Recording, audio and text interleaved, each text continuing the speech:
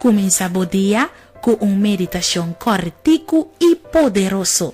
Awe Dios que papo medita. Presenta pa Ruensley La Cruz. La Cruz.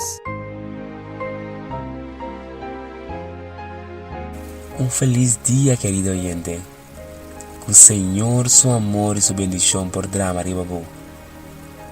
Nos título de hoy está: no usa el nombre de Dios en vano.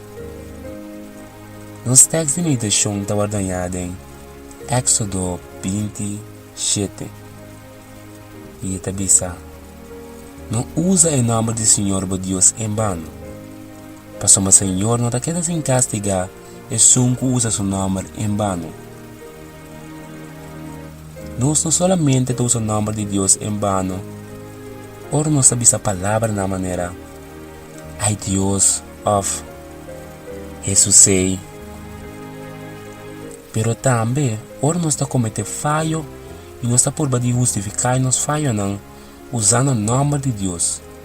Por ejemplo, ahora nos comete un fallo, no está pensando que no está inocente, pero no está huyendo de Dios. Ahora no está ofendiendo otro no, usando el nombre de Dios. Ahora no está por en que Dios su nombre de cantica na erótico. Y Dios avisa que Él no te queda sin castigar y es nan que usa su nombre de un tipo de acto así aquí. Pensé en mi que para awe, por challenge o mes.